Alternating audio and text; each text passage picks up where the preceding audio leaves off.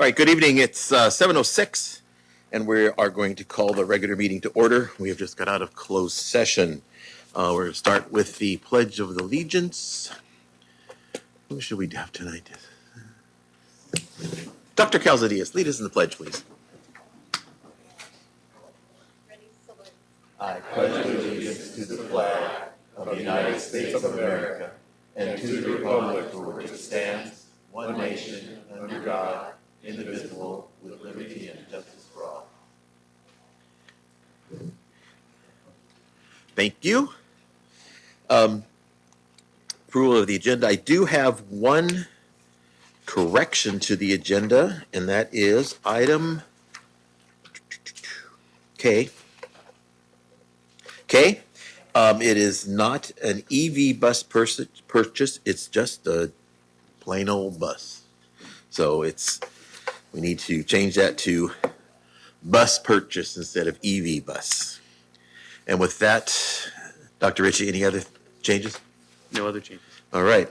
Seeing that, I need a motion to approve the agenda as corrected. Got a motion by Member Gattuso, seconded by Member Valadeo to approve the agenda as corrected. All those in favor? Aye. Opposed? And it's carried unanimously. All right. Next item is public presentations. If there's anybody that wishes to have an item placed before the board in on future meetings, you may do so by submitting that information to the superintendent at least 2 weeks prior to a regularly scheduled meeting. And if it's in the within the board's purview, it might make it up on a future agenda. So check it out if that's what you want to do. If there is anybody here tonight that wishes to address the board on any item that is on tonight's agenda, you may do so when that item comes up before us. Just walk up to the podium. I'll recognize you. Please state your name and your comments about the agenda item. There'll be 3 minutes for each speaker on that agenda item. If there are multiple speakers, it's a total of 20 minutes for that agenda item. Next is general comments to the board. Anybody here that wishes to address the board tonight, you may do so in a couple of seconds here by approaching the podium, state your name. You'll have 3 minutes to address the board on any item that is not on tonight's agenda. If there are multiple speakers on the same topic, same non-agenda item topic, again, that's the same as the other part of the meeting, and that is you'll have a total of 20 minutes for that. 3 minutes per person. With that, if there's anybody here tonight that wishes to address the board on any item that is not on tonight's agenda, please step forward.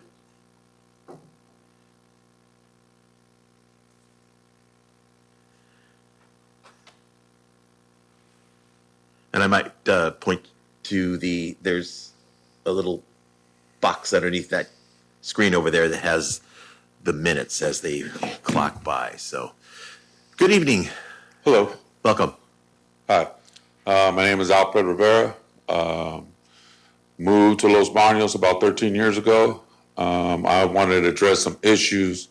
I don't know if these issues make it to you. I know there's like a line of, you got to go through the counselor and then the principal or through that coach and then the principal. So there's some things that are concerning to me that have been going on for a while now. I don't know why some of these people are still coaching, but I've been doing it for 26 years.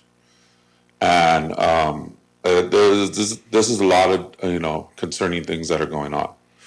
I'm going to try to get through this as fast as possible. 2014, a player came here, was at Pacheco, came in, wasn't born here, so he was sidelined because he didn't have the right name or know the right people. Then when he told staff, put me in, the staff, he didn't do what the staff wanted. So the staff went about telling them, oh, if you don't like what's going on, we'll put on pads and me and you can go one-on-one. That's what was told to that player. That person is still coaching. He coaches at Los Baños High. Another thing that's happened, They used to have Saturday practices. Had several players come up to me. I'm well known in Northern California. Had several players, oh yeah, we know who you are, this and that. Several high school players come up to me and tell me that, there's a lot of coaches, they showing up smelling like alcohol. And I was just like, are you sure? Are you sure? So I did a little bit more. I had more than, say, about 12 players come up to me. That was notified. I notified the principal right away. I don't know what became of it because they're not allowed to tell us. Also, the threatening, the coach that threatened him, that was notified to the principal. I don't know what became of it, but apparently nothing because that person is still coaching.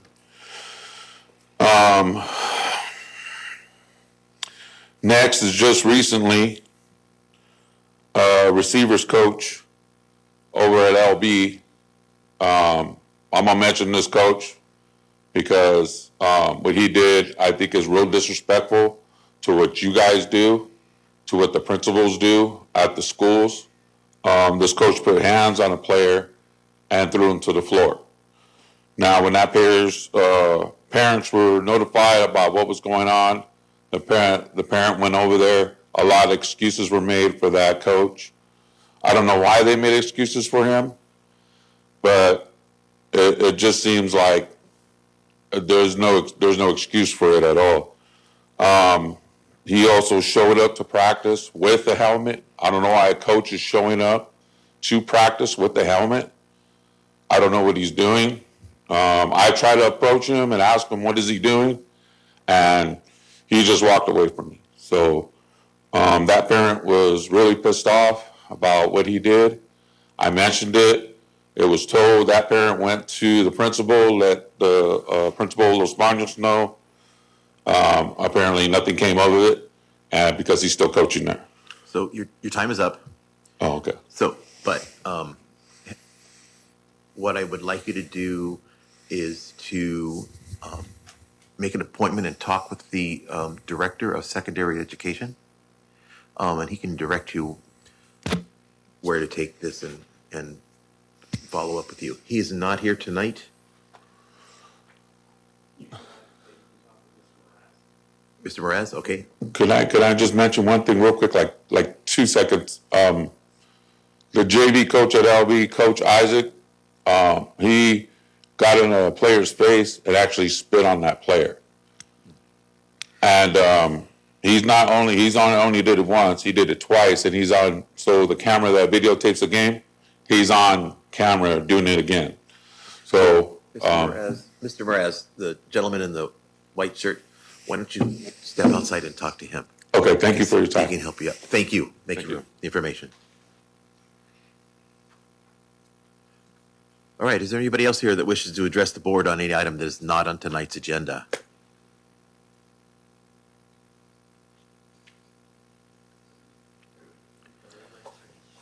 Welcome. Well, good evening, board. Thank you once again for having myself as well as my government students here. I'd like to show they're in attendance today. I know they're busy people, and it's nice to see that they take some time to come out here. Obviously, they have to do it for a grade, but it's still, hopefully it's nice that they actually do take the time. Reason why we're glad they're here. No, I know, I'm sure you guys are very happy about that. Reason why we're starting so late in the year, usually you start earlier, but unfortunately this year, not unfortunately, but on Thursdays it took my family's time because our son plays football, and he's a freshman this year, and so he was playing freshman football on Thursdays, so that kind of took precedent over, no offense, but took precedent over a school board meeting. So, but I just want to give you a little description of like what we've been doing, and actually offer an invitation to come and check it out in our classroom. Currently, right now, we are using our curriculum, which is it's called TCI. And so they do a lot of interactive activities with that curriculum. And one of those activities we're doing right now is we're going through the process of electing a presidential candidate in our classroom. So today we selected, I had 6 brave individuals from each class announce their candidacy to the class. And now we're going to start going through the process all the way from announcing to town hall meetings and debates, all the way to the electoral process, which should take about 2 weeks in the whole process of going through that. And so hopefully by the time they're done, they'll be able to understand a little bit more about the electoral process that goes through. So, the roles go from candidates all the way to campaign managers to media. They're going to have to create like campaign commercials. They're going to have to get endorsements from staff and around the campus, and all of this is going to be able to be up in front and center. And we started this last year. Was my first attempt at it, and I thought I was going to fall on my face on it, but it actually turned out pretty well. And I'm hoping to do that do it again this year, and hopefully it goes off well. And then, of course, eventually that will take us into next semester, and we will be learning about personal finance, which is obviously, I think, is very important with young people, starting off with budgeting and going into banking and understanding what loans are about and interest rates and things like that. So that way, by the time they leave us, they have some key tools in their life toolbox to take with them as they go into the next phase of their life, whether it be college, whether it be work, whether it just be anything that they do outside of high school. So that's kind of like where we are right now. Like I said, I invite you guys to come on in, check it out as we go through this process. I can always send out an invitation on the day that we do. Like there's going to be, they're going to have their conventions. They're going to do like that's usually pretty fun when they do the conventions because they get all excited. They bring noisemakers. My room's just a total mess after the end of it, but that's kind of cool. That's kind of cool part about it because they really kind of get into it. So I'll send that information out for you if you want, and you guys can, if you come on by and check it out. So, but thank you very much. Thank you. And have a good night. Good night. What's that? Absolutely.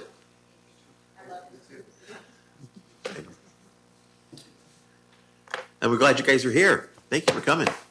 If you have any questions, you can ask. It's okay. Anybody else wish to address the board on any item that is not on tonight's agenda? You're trying to make one of your classmates come up, I can tell, all right. Doesn't look like it's happening. All right, moving on. Speaking of one of your classmates, Leia's here tonight. How are you tonight? Good, glad you're here. So I'm Layla Navarro, and I'm the board report for LBHS. And today we're going to be starting with Pacheco's school board report. Pacheco High has hosted 36 students for the Kyoto University of Advanced Sciences from October 9th to the 14th, breaking continental barriers and establishing lifelong relationships. Plans for the next year's visit is already in place. Multicultural Night 2025 at Pacheco High School was an unforgettable evening of community, culture, and connection. Over 3,000 guests came together on October 29th to celebrate the vibrant diversity that makes our Panther family so special and our Los Baños community amazing. The highlights included 15 local vendors and 22 PHS clubs sharing delicious food and creative sales, 28 student cultural tables including 3 family-led displays offering free samples from around the world, 16 local sponsors for prizes including gift cards, gift baskets, bikes, and cash prizes, free samples from Dutch Bros. The Panther Closet, sponsored by Los Baños Community Schools, gave dozens of free clothing items, shoes, and household items. 3 hours of back-to-back performances that filled the night with music, dance, and pride. A huge thank you to our student voice leadership for organizing, and to all PHS students, staff, families, and community partners for making this celebration a night to remember. Together, we continue to prove that all Pacheco High, we are one. Pacheco High School has the highest number of FAFSA applications completions in Merced County, and are now helping students enroll in Merced Community College. The counselor and career counselors have given college presentations for all senior English learner students. They also held a field trip to San Jose State and Stanford to get students excited about next year's step. Pacheco Athletics has been excelling. Girls tennis reached the playoffs once again, losing to the section finalist Roseville in the first round. Boys water polo also reached the playoffs, falling two sections semifinals, Merced in the first round. Football took part in the CIF SJS Bowl games last week with a 39-12 victory over Gustine. Gio Mejia and Jace Campos finished first and second at the CIF SJS Club's subsection cross-country race last weekend and advanced to this week's section race. Joining them at the Frosh soft level will also be Natalia Araguin and Salem Carthers. Pacheco FFA has had a successful October, competing in various events. The Cotton team competed in 6 contests over the past month and came home with multiple first, second, and third placings, ending up with state champion B team and reserve state champion A team. Our freshman opening closing teams all have came home with gold awards, and 7 students received an outstanding officer position. Our officer team played second overall. Our school farm will have an official ribbon cutting on November 19th to formally open our new classroom, greenhouse, and restroom facilities. Early November also showcased our community service canned food drive with over 2,500 cans being donated to the Los Baños Police Department. Soon we will be having our toy drive with Cops for Kids in December. We are looking forward to our livestock season beginning and expected well over 150 students to be utilizing our school farm facilities. December will be filled with public speaking events and more community service opportunities for our members. One of our newest clubs, esports, have their Splatoon, Mario Kart varsity teams all make it to playoffs for the fall esports season. Congrats to them. Since the last meeting, Pacheco SB has hosted or helped host a few events on campus to bring positive culture to campus, such as costume contests on October 31st, decorating for fall senior night sports, and Purple Jungle student section events.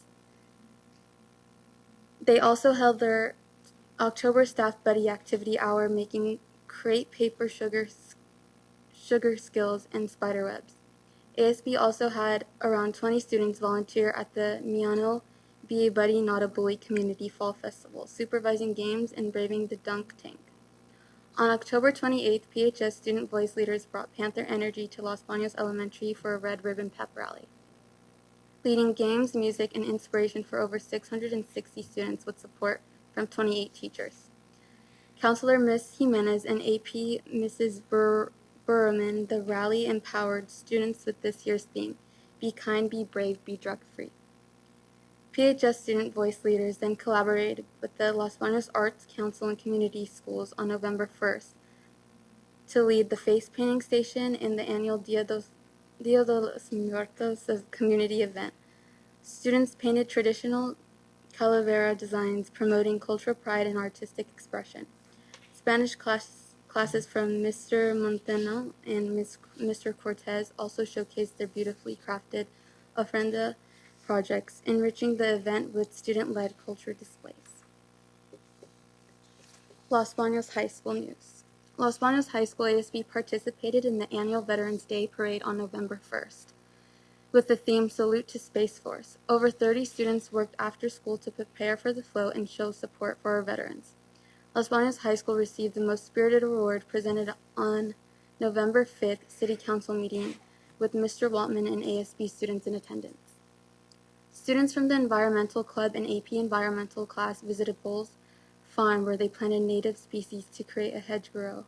The trip gave students hands-on experience with soil health, native plants, and conservation, connecting classroom learning to real-world sustainability. Isaiah LaFuente was accepted to the California Choral Directors Association Central Region Honor Choir. This is such a huge honor where he will be traveling to Fresno from November 6th to the 8th, perform with other exceptional musicians from around the Central Region, and perform with the renowned conductor. This marks the 3rd consecutive year that Los Baños High School will be presented at this event. Journalism posted their first edition of Paw Print for the 2025 to 2026 school year. This is our first of 4 editions for the school year, featuring articles highlighting the construction on campus, homecoming results, and foreign exchange students. The LBHS Art Department has been busy this fall, showcasing our talented students On October 14th, we hosted the Fall Art Show, highlighting the creativity of both visual and performing arts, from paintings and photography to live performances. The event gave students and staff a chance to celebrate the arts during school hours. The LBHS Art Club also participated in the Los Banos Arts Council Dia de los Muertos event on November 1st with featured mixed media artworks from students. Los Banos High School Avid students visited Santa Clara University, attending a panel on campus life and hearing from Assistant Dean of Admissions, Mr. Gombo, a first-generation college graduate who inspired them with the message, "Prove to me you are worth investing in, and I will invest in you." The trip reinforced Avid's mission to motivate students toward higher education. Fall sports have officially concluded.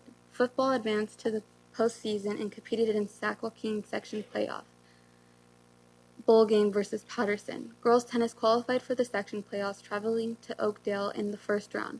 Our doubles team, Gabby Romo and Melissa Fernandez, won the CCC championships and went on to finish among the top 8 in the section tournament.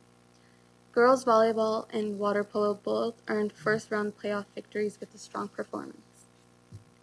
On October 15th, the Los Banos FFA excelled the sectional opening and closing ceremonies in Gustine, earning gold against schools across the Great River Valley section. The officer team earned gold, and all 4 freshman teams also earned gold, with 3 teams achieving a clean sweep of outstanding ratings. Their strong showing highlights outstanding preparation and promising future for the chapter.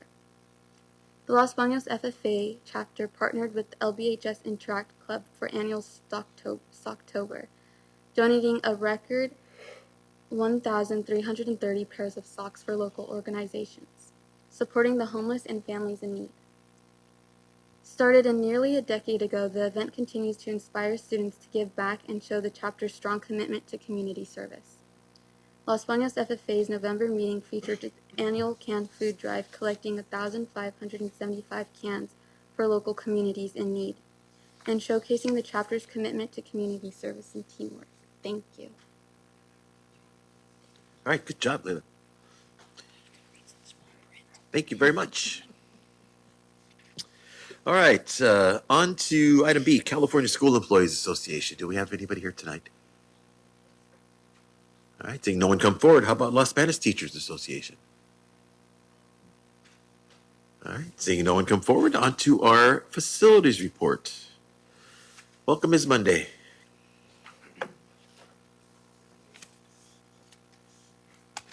Good evening, everyone. Board members, executive cabinet, Dr. Ritchie. I have my facilities update for November 2025. Here's a picture of our early education center and our turkey for Turkey Day coming up. So I thought that'd be fun on the front there. So when are we going to be done at the early education center? I'm sure that's what everybody wants to know. So we're getting very close.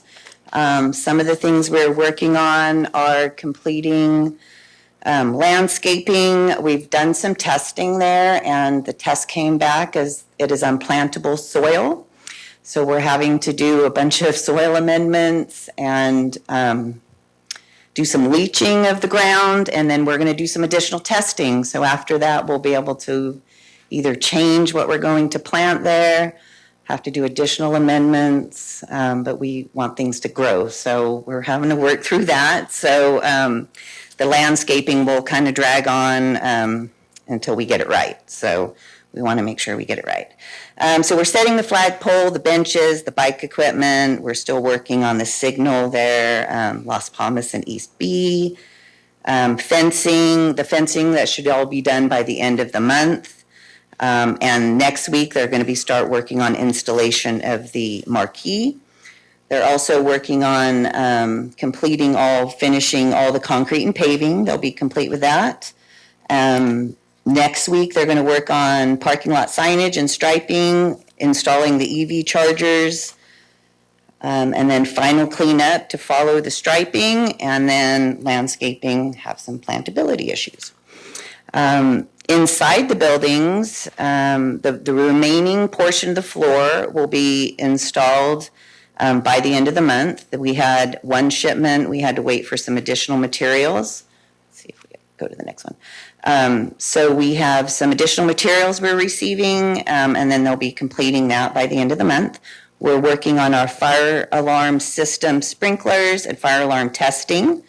We got set up with a monitoring company, so either tomorrow or early next week, we'll be able to do some testing over there.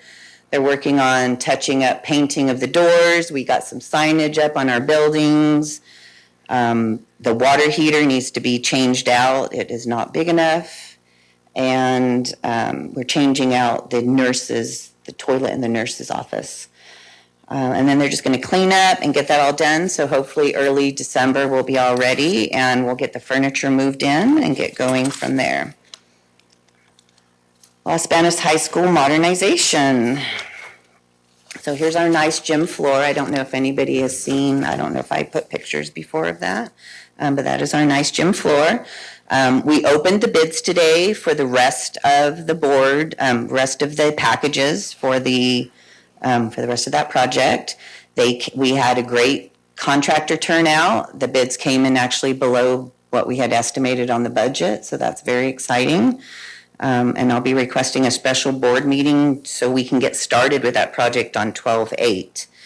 The bleachers will be installed here. I put 12/1, but it's actually 12/8. They're going to start installing, and it takes about a week. So then we'll have our bleachers, and we'll be able to start having sports games again in the Tiger Gym.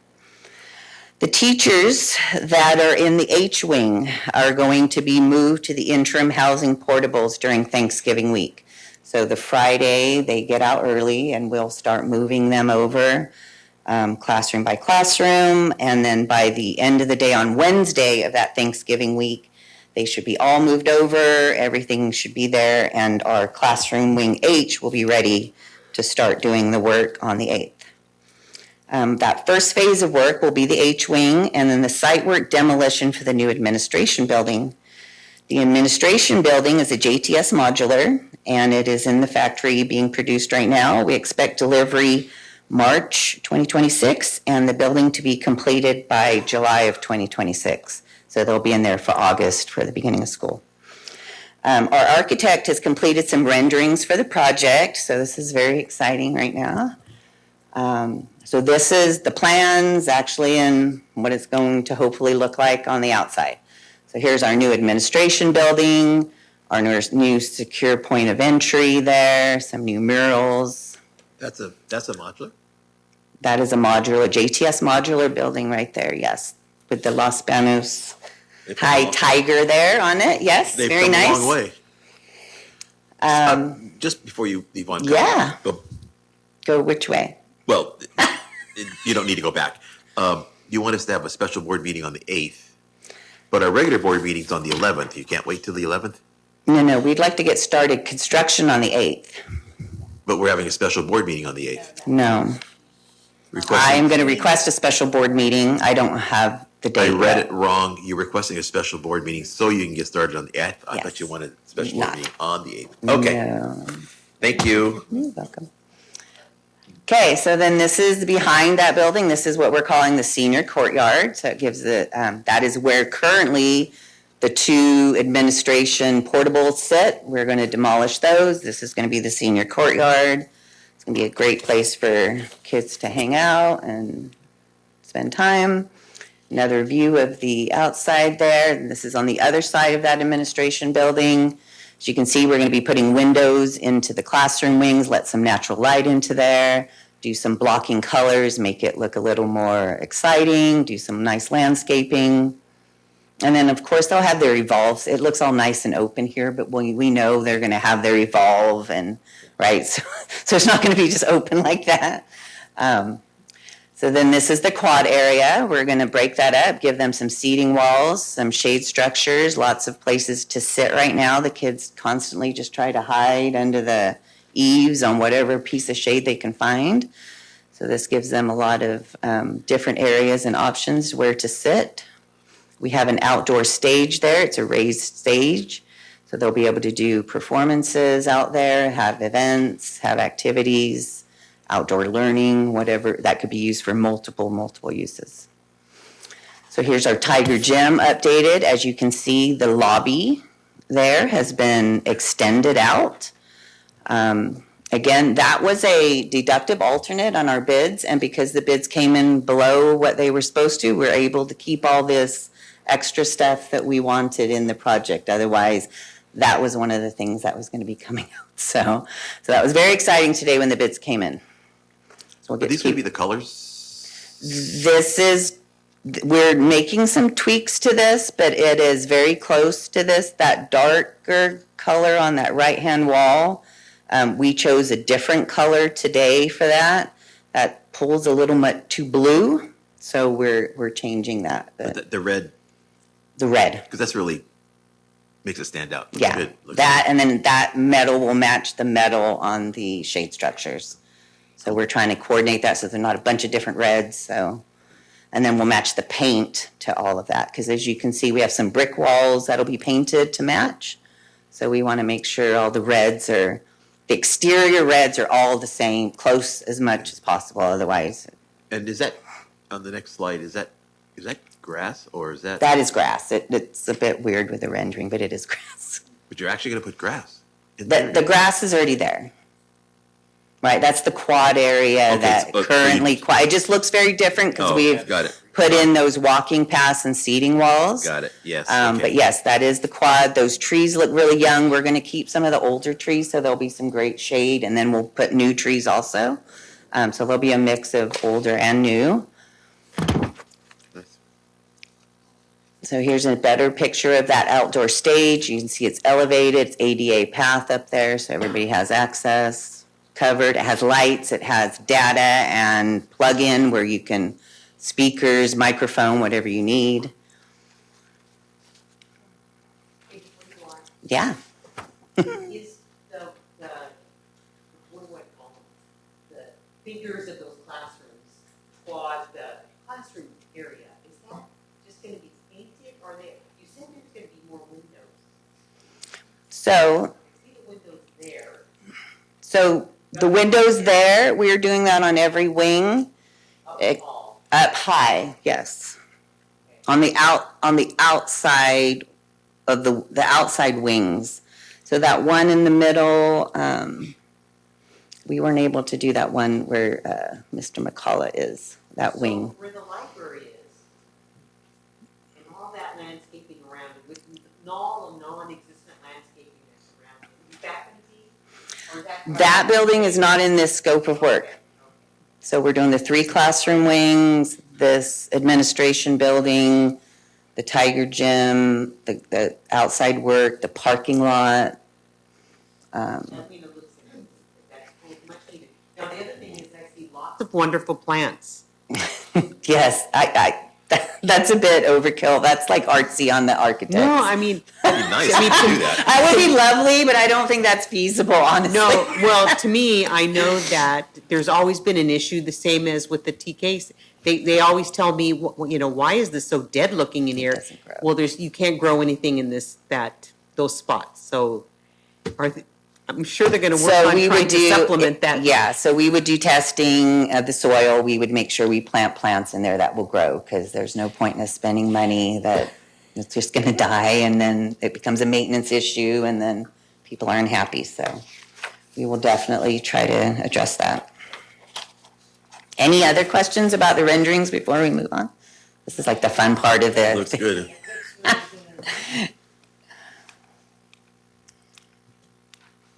All right, go back to the boring slides here. Well, they look so pretty compared to things I do, so I was like, all right. So then, here we are on other projects. So Miano Restroom Building, that is on the bid, on the agenda tonight. So if it is awarded, we will get started with that the Monday of Thanksgiving week. It is a 3-month project. We're gonna get the heavy lifting done, like all the grubbing out, as much as we can while the kids are gone that week. And then we're going to make sure we fence that off and make it very secure and safe to continue work while the kids come back to school. Volta modernization, the parking lot has been paved. I'm so sorry, I'm on the wrong one. The parking lot has been paved, And we gave that back to them yesterday. Due to the weather today, we wanted to make sure that we didn't have a muddy mess in the back as we were trying to do that drop off and all that. So contractor worked with us. There's one area that we're still waiting for PG&E in that parking lot for one gate. So until we get that done, we're not able to open up all the gates and make it flow as it should. So, but we did give them back the parking lot, so they're able to drop off and pick up the students inside a parking lot, not on a dirt road. So that was very good. They finished pouring the concrete, all the flat work out front yesterday. There is one small little curb, but other than that, they are done pouring out front. They still need to do the bell housing and the time capsule portion, but that is coming along. They've put our EV chargers in. And we hope the entire parking lot will be back and ready for normal operation at the end of Thanksgiving, when they come back at Thanksgiving break. So that is the plan. We're going to continue working in the building through December. So the EV charger, just, It's code. no, I know that, I know we have to do it, but is it free? Or do they No, or do people they have pay? to pay to charge. Do they have to pay to So they charge? would have Okay. to put their credit card in. I think Okay. I don't have an electric car, but I think it's relatively cheap. So I think it would be a benefit to anybody who does have an electric car. We have we have some at Grasslands. We have this one. We'll have some at the Early Education Center. No, that's fine, I just Like wanted to know. we make money. I don't want to say we make money. We get money back for every time somebody charges. But I've only had one charge. There's only been one charge on Grasslands so far. I get a report and Yeah, yeah, so I'm not sure how we can encourage people to charge or, I noticed Or people we don't. parking them, they're not charging their car, but I won't. yeah, they're not electric cars, so. No, they just park there. I and stay not- out of that argument because charge. I'm Yeah, not I don't- going there. I don't say anything, but it's like, okay. I asked Matt at Volta if he was going to enforce it. He said no also. So another project, Los Banos Junior High School fire alarm. We're continuing to work on that. We plan to be complete by January 2026. PHS CTIG classroom and greenhouse. As mentioned, their ribbon cutting is 11/19 at 4 p.m. We still have a few punch list items we're working on there. Mainly it's the bells and paging, which is very important for that classroom way out there to make that work. So we're still working on that. And then I just wanted to show everybody, do you guys remember I talked about the city sidewalk? On the bottom right-hand corner, that's the fix. They fixed the sidewalk. So all the way down, they've ground it and they've filled it and it's nice and filled. And then the one above that is something our maintenance department contracted with a contractor for, and it's a pathway from the ag farm all the way back to the campus. So that's very nice that the kids don't have to walk through dirt, mud, or down the exterior sidewalk. So, and that is it. Great. Any questions, comments? Questions? Go ahead, Mr. Lee. What's the status of the artificial turf for the baseball diamond at Pacheco High? Next summer? Are we out to bid on it, or what's the? It's in design. It's with DSA, waiting for approval. Okay. So when I'll bring it back and ask for permission to bid once it gets approved. So I can follow it and find out when, let you know. Okay, thanks. Thank you. Thank you very much. Okay, on to community schools. Good evening, Dr. Wheeler. So it's been quite the month since I last saw you, so I don't have a presentation tonight beyond my words. So because I've been out of state for about half the month, I did take two groups to different national summits. The last one we went to was in Virginia with some of the Community Schools Advisory Council members, as well as Dr. Ritchie and Ms. Moreno and Ms. Garcia, who came with us because it was a family engagement conference, national conference in Virginia. And we had a wonderful time there learning, as we do, getting tips and tricks and ideas and thoughts to bring back. In between going out of state for a couple of different conferences, we had quite a lot going on. So as you were told in updates throughout the month, we did respond to the SNAP benefit delay by hosting a food giveaway last week. We gave away almost 600 bags of food to about 300 families, and unfortunately had to turn away about the same number. So the need is great. So we will be having another one next week. We did also tonight have a family meal Thanksgiving boxes giveaway tonight. That was by invitation only, and Pacheco High School was nice enough to allow us the space at the last minute because the weather decided to come in so heavy. It was a good thing because had we been at our other location, we were looking at the flea market again, we would have been soaked. So tonight we gave away 200 boxes of complete meal kits that included chicken as well as vegetables and fresh fruit and dairy. So we were able to give those away to 200 families today. And then we're hoping in partnership with our nutrition department, we are working together to get donations and also secure food. That's a difficult thing right now.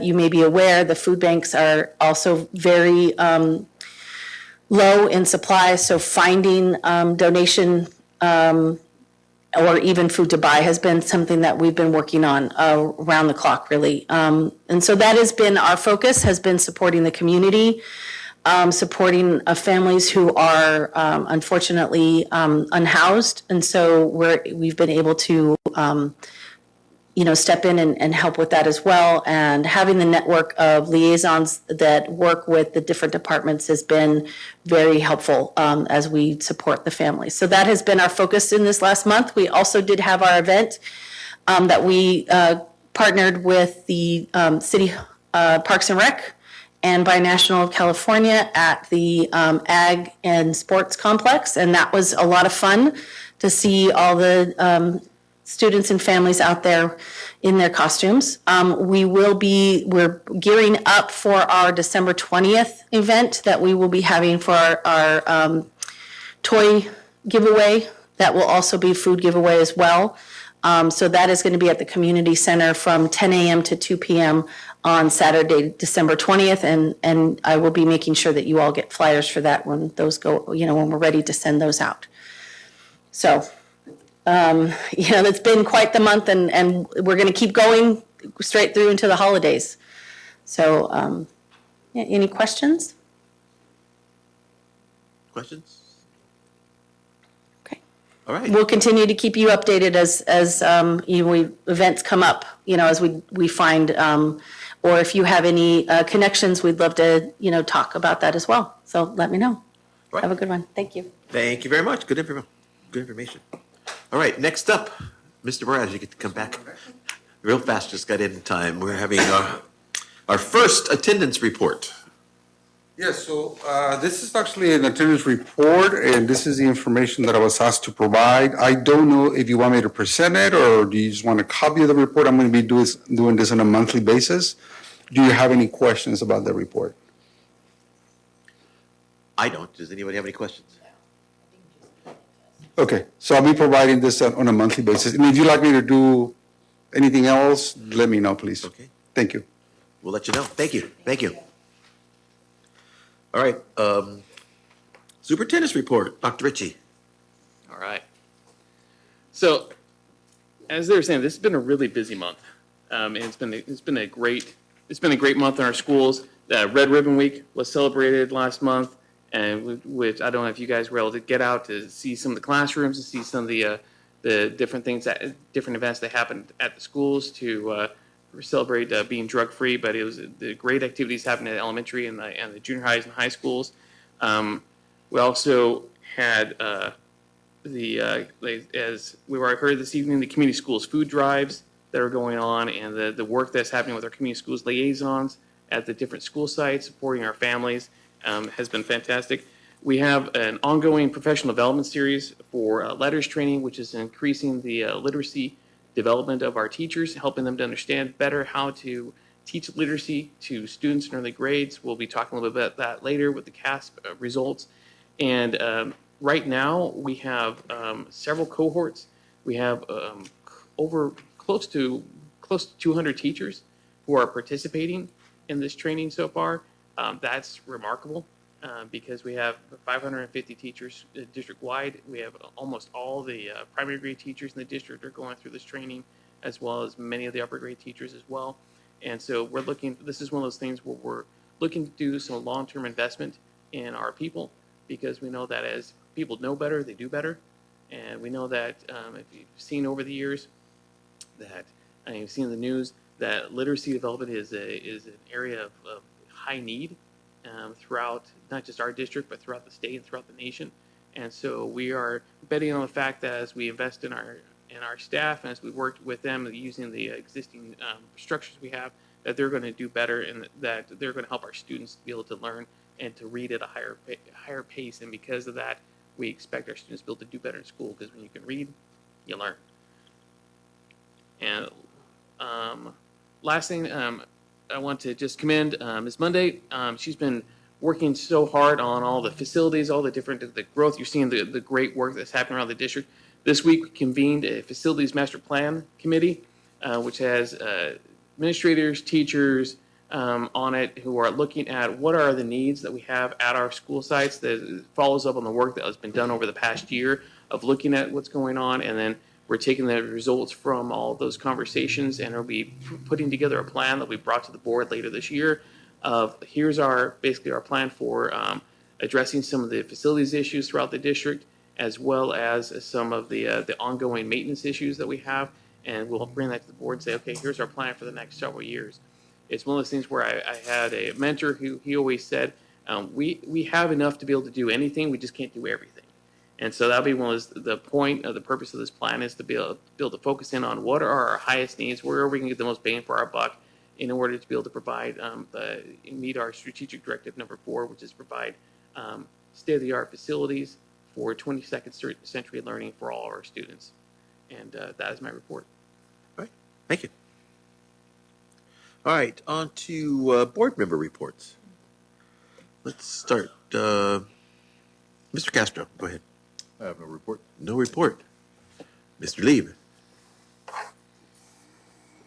Welcome. So I had the pleasure of attending the Kyoto University of Advanced Sciences exchanging of gifts ceremony at Pacheco High, and it was they do this every year, so I'm glad that that's continued, and it helps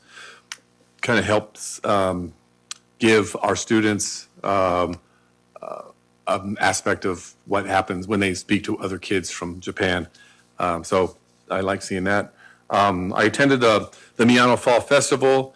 They did have a dunk booth, so I was glad to see that was back.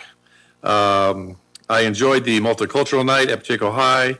It grows every year in size, and see so many different cultures represented with food and entertainment. I attended the Los Banos High Trunk or Treat event and the band's Halloween extravaganza haunted house. It seems like this year there was a trunk or treat event every night of the week on Halloween night somewhere in town. I did attend the Veterans Day Parade. Congratulations to Grasslands, Creekside, and Los Banos High for having the most spirited entries. I attended the flag raising ceremony at Grasslands on November 6th, and always nice to see all the local veterans participating. We had the 13th annual Empty Bowls event on November 6th at the Arts Center. It was a sponsorship with the Arts Center, the school district, and the Los Banos Rotary Club. Thank you to the students who created ceramic bowls this year. And each year, the Los Banos Rotary Club holds a speech contest for all high school students. We're starting it right now, the planning of it.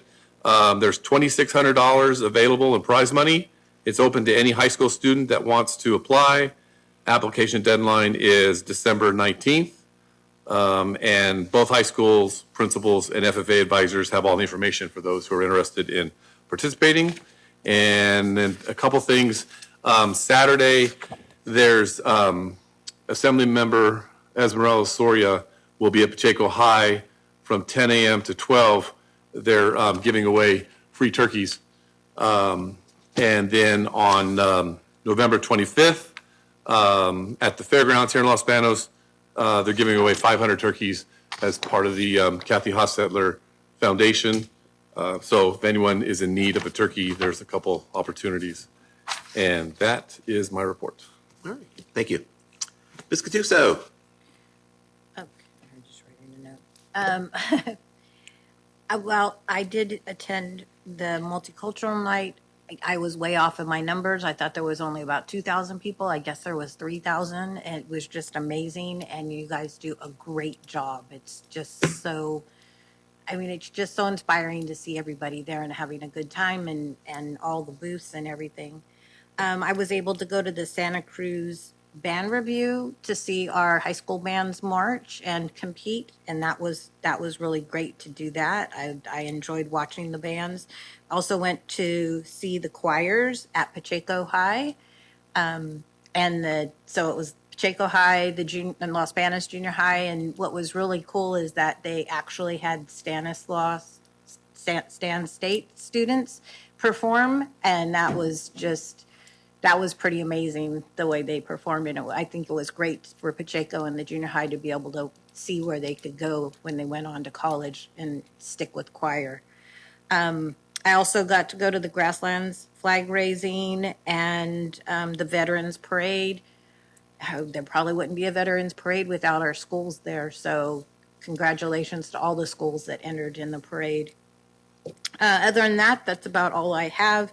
Oh, one other thing, Pacheco Drama starts their play tonight, The Outsiders, and it's tonight, tomorrow night, and I think there's two on Saturday. Yeah. So if you've got time to go see, that's always a good job, great play to watch when they do perform. So go out and watch the kids. Thank you. All right. Oh, happy Thanksgiving. All right, thank you. Ms. Valadeo. I have no report this month. You had no report, okay.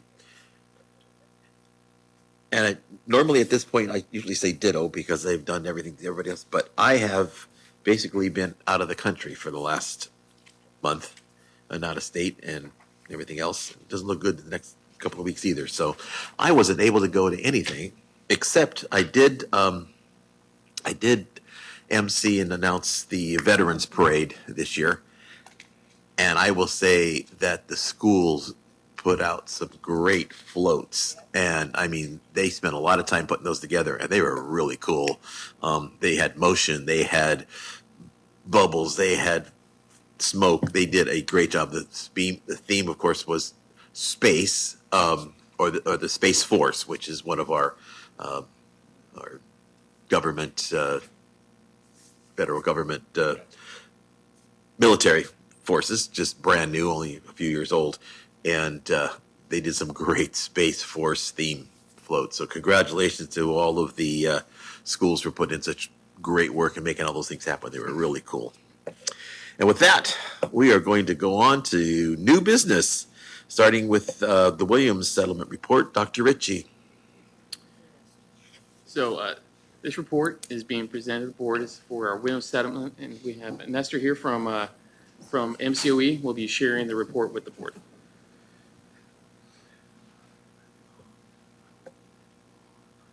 Good evening, board. Superintendent Dr. Sean Ritchie, audience, and students. I do want to share it's awesome to hear all the great things that are happening in your district, and great to see a lot of the construction that is happening, especially after visiting some of the school sites. My name is Nestor Enriquez. I am a state and federal coordinator for Merced County Office of Education. I do want to extend my compliments to your staff, your principals, and your maintenance teams as they were preparing for these Williams walks. It was a lot of work, and so I do appreciate all the time and effort they put into it. They made it a very easy thing for us to be able to come in, and it was very welcoming for us to be able to visit your school sites and your classrooms. Just a little bit about history on the Williams Walk. The Williams Settlement is a 2004 created new standards for textbook sufficiency, good repairs and facilities, and teacher assignments for all Californian schools. Came from a lawsuit that happened a few years back. The settlement required our county superintendents as the monitoring agents to ensure that these new standards were implemented. In addition, Education Code Section 1240 requires annually that the county superintendent submit a report, which is the one that you do have today, at a regularly scheduled November board meeting for the governing board of each school district, describing the state of the schools, which is what you have there as well. The Williams visit must be conducted annually within the first 4 weeks of school. Within the school sites that we do visit, 25% of them do need to be unannounced. So some of your school sites were unannounced. The annual report does include different findings related to student access to instructional materials, compliance with facilities, maintenance requirements, accuracy of Williams data that's reported on the school accountability report card, teacher misassignments, and teacher vacancies. And that was provided for all 11 school sites that we visited. In addition, there are some changes that happened with Williams and understanding when the identification does occur. This is the first year of 3 years last year. That 3-year cycle had ended, and so there may be new schools that were identified within the 11. I believe last year you had 3. So this is a new 3-year cycle. This list was generated with the 23-24 fiscal data and is used to monitor the LEAs during the 25-26 school year, 26-27, 27-28. I do want to note that the teacher assignment information is a little behind, right? Because TAMO does report information that's a year or 2 behind. So some of the information that does reflect in the report is based off of that. So, and that's just based on our CDE. I know that's something that we don't have access to, so it's based off of that on there. The LEAs that are identified on this Williams list during the first year of the cycle will retain their Williams eligibility status for 3 school years, regardless of potential CSI, ATSI, teacher credentialing percentages, and improvements. Did want to make some notes for textbook insufficiency. That's just making sure that all students have access to the materials in the classroom and at home. If there were any emergencies that were needed to be addressed, they would have already come forward, and we would have had a conversation about those. So no emergencies on that. Overall, we visited the 11 schools. We had no findings on any instructional materials or the facilities, none on the SARC, which is a student report card, accountability report card. So there were no discrepancies on that. All your schools fell under either good or fair as seen on that report. And the report was based off of teacher assignment or if they were identified for CSI or ATSI on that. So just kind of going through that on there, you do have a report in front of you which does identify the different areas for teacher credentialing. Again, for that teacher assignment monitoring, it is from the 23-24 school year, and it does have the percentages on there. Other than that, we did get to visit all your 11 school sites. Everything went great. And just open to any questions if you have any. So, under facilities, there's a score. Yes. How is that score determined?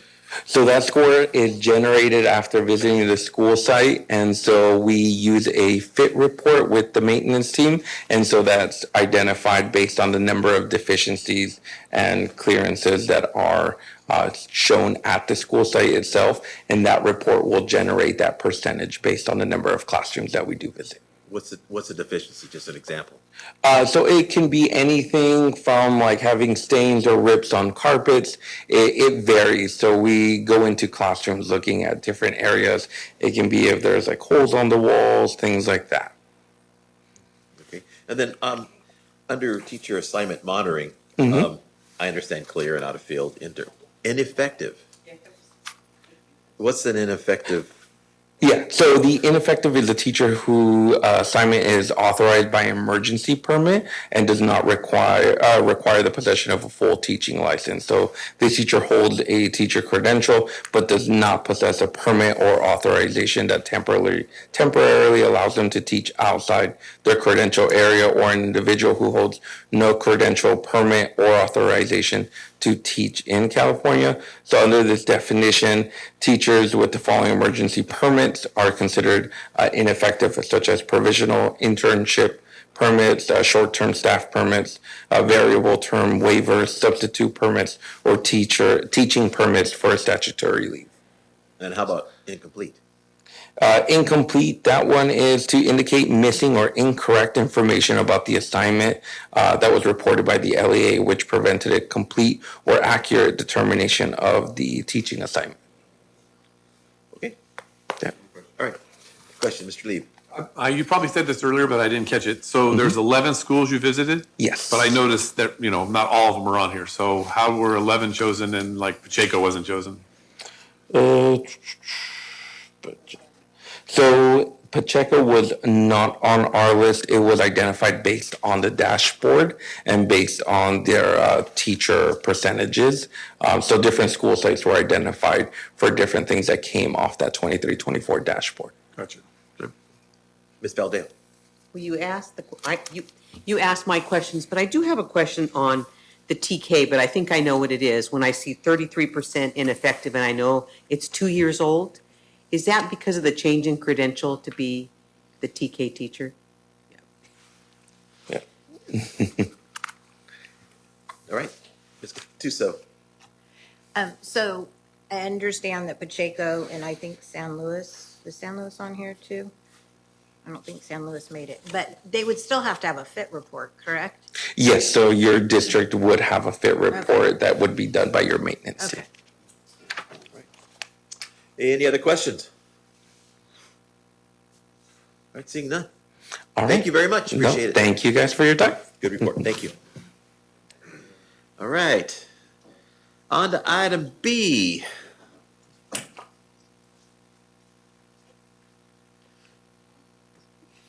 Welcome, Ms. Rocha. Hello, hello, hello. So it is recommended that the board approve the submission of my licensing application. So after you saw that, all the beautiful pictures from the Early Education Center, we are licensing 2 new preschool classrooms, so we'll have a total of 6. So I'm bringing it to the board for you to approve, for me to send that license off and for them to come and make sure that we have all of our ducks in a row so we can be considered licensed. There's also a resolution authorizing me to sign documents and also for me to designate staff to sign documents, because there's times when licensing comes and they do unauthorized visits and I'm not there. So there has to be a designated person to sign documents in my absence. All right. Questions? All right, need a motion, please. We got a motion by member Castro and a second by member Gattuso to adopt the resolution and approve the application. It is a roll call vote. Danette, please. Mr. Castro? Yes.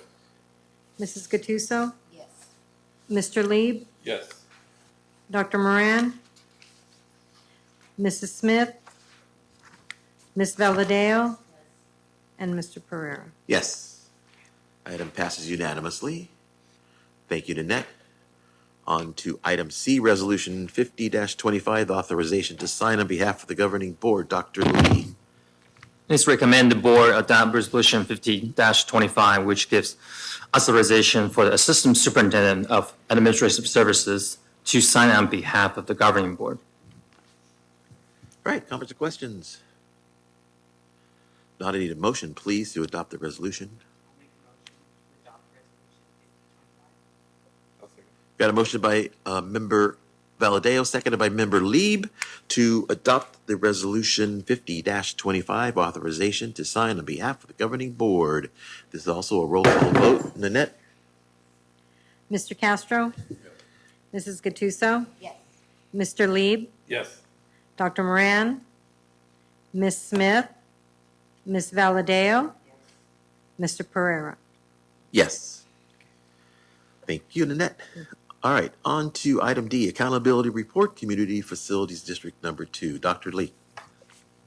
It is recommended that the board acknowledge receipt of the report and file it for records. This is a local agency special tax and bond accountability act compliance, SB 165, report which summarizes information related to community facility district number 2, known as CFD number 2. All right, comments or questions?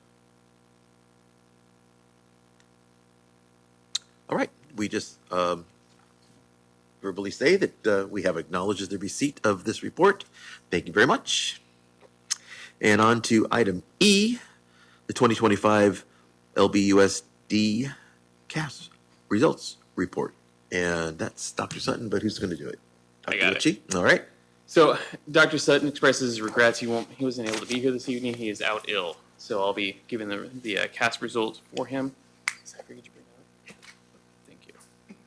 So the 2025 CAS results were released this past month, and overall, as a district, we did pretty well. We increased by 2% in ELA and 1% in mathematics for 34% of students who met our C standard.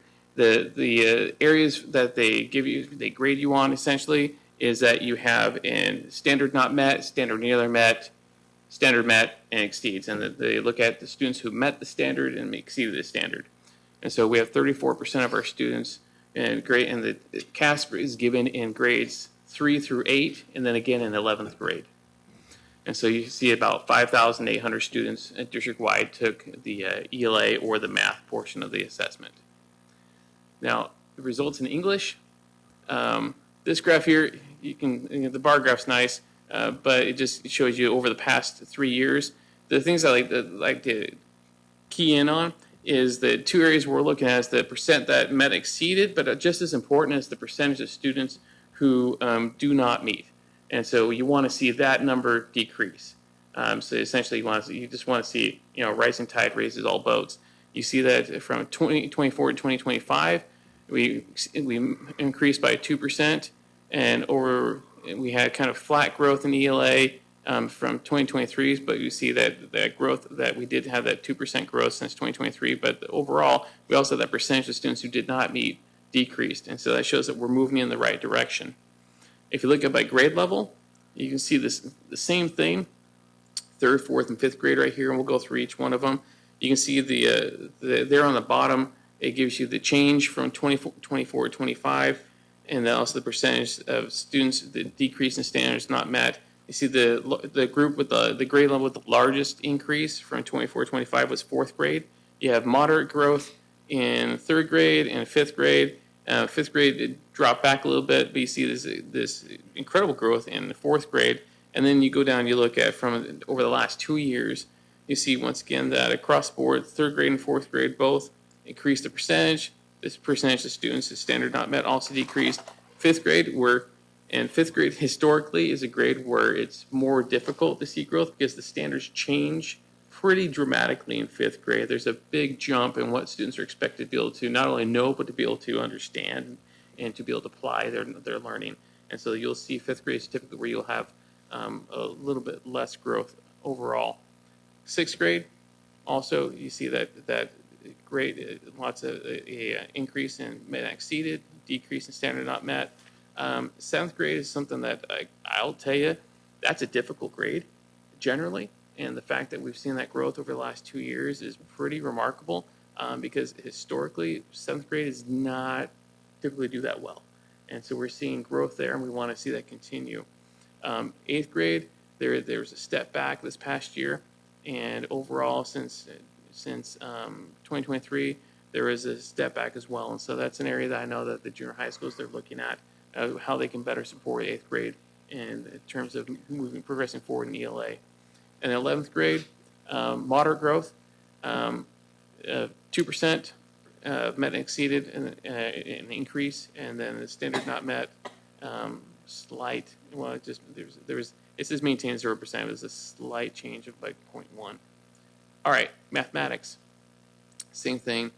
You see that we have the percentage increased, the percentage not met decreased, and over the past 2 years, which is not typical for unified school districts in California over this time, that math is kind of flatlined. It's the fact that we increased and we decreased, and our percent not met is really significant for us, and it shows us that we're moving in the right direction. You see similar trends in mathematics for 3rd grade and 4th grade in terms of increases and a decrease in standards not met. We see once again that same troubling trend in 5th grade, where students have had more difficulty as the standards ramp up, and so that's an area of focus for our elementary education. Is what can we do to help better support our students then transition from 4th to 5th grade, the standards there.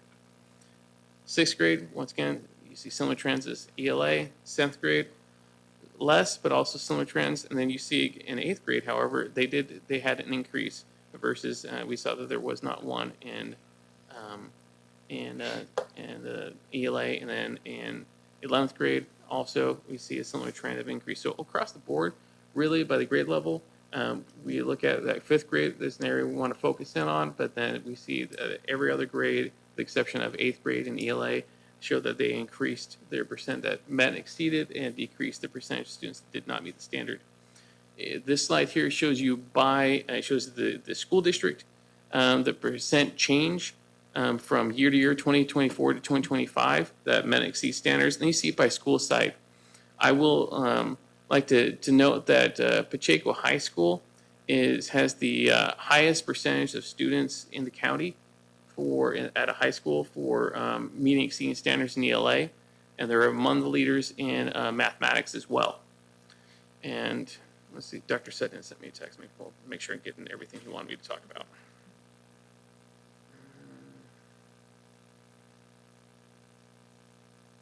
Okay, and then Dr. Sutton also like to mention that Grasslands is the number 7, the 7th highest scoring school in the county in mathematics as well. And if you look through the ones in green, the dark green is a basic growth, a change percentage of over 5%. Light green, or just normal green, is a change over 3%.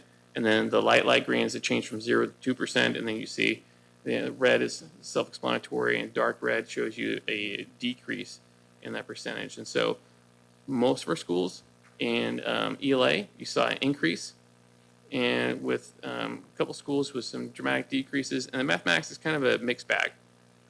Some grew a little bit, some decreased a little bit, some grew a lot, some decreased a lot. And so it just shows that we have to continue focusing our efforts on not just ELA and literacy, but also mathematics across the board. Some of the trends that we see in terms of students who are struggling, we disaggregate the data by school groups, by student groups. We see that when you compare students to their proficiency level or their percent met exceed standards, we see students with disabilities continue to score about 25% less than all students. Socioeconomically disadvantaged, and that means students who qualify for essentially free and reduced lunch, that those students score about 2.2% less proficient compared to all students. And as a district, we have about 85% of our students qualify for a free and reduced lunch, so that number is going to generally be pretty similar, just based on the percentage of students who qualify. Our English learner students, almost 26% less, and we talked about this with the LCAP last year, that there's a new unduplicated count group that's being used for supplemental concentration funding, and in the terms of, and also a group that we have to track how well we're working with them. That's for long-term English learners. A long-term English learner is a student who's been considered an English learner student been eligible for English learner support for over 6 years and has not exited the program. So you'll see some students in the elementary school around 6th grade can be qualified as long-term English learners. If you get into when you get into high schools, you typically find most of the English learner students in high school are considered long-term English learners, and that's because a student to exit from being to be redesignated as an English proficient student, they have to score a 4 on the LPAC, as well as meet some other criteria that's been set forth by the state. And then you see our unhoused students they score 2.7% less proficient than all students in ELA.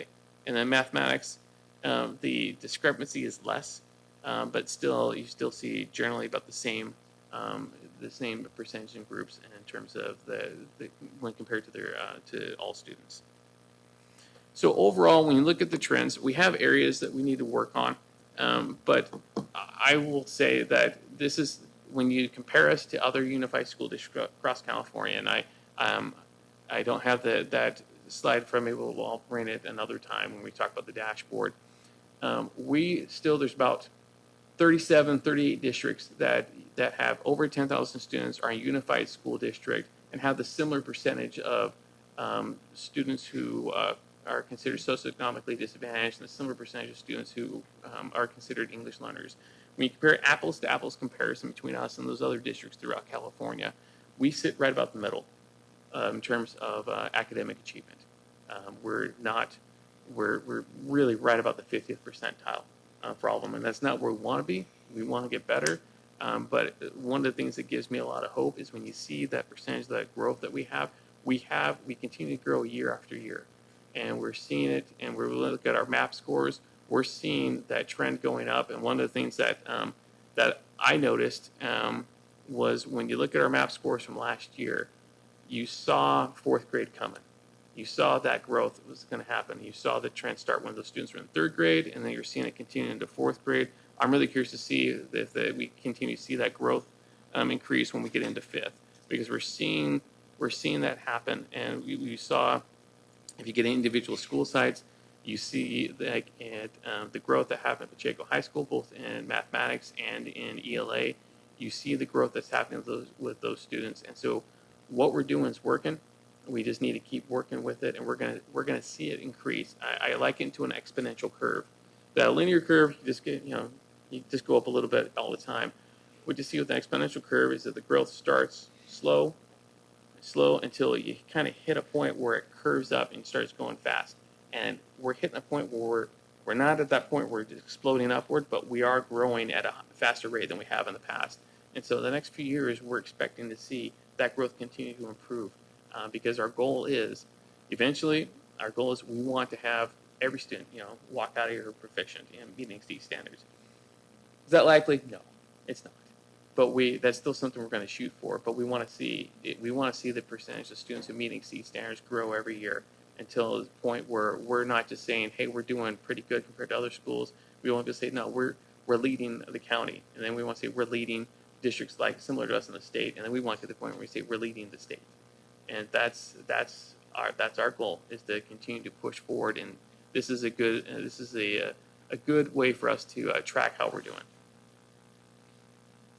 Questions? All right. Ms. Caduso. No, I'd just like to get a copy of that. Sure I mean, thing. that way I don't have to do my own on the dashboard. Absolutely. I'll make sure that we'll send I this mean, to all of I you. check the dashboard, but it's nice to have it. Which also, thank you for bringing that up. The dashboard data was just released today.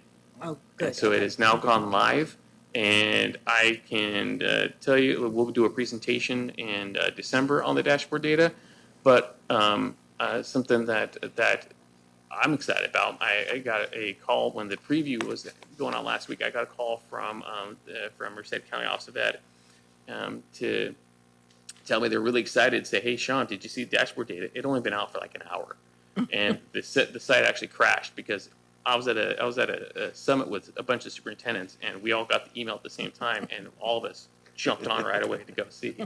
And I saw the email before I went out, so I was able to get in and take a quick look before the site crashed.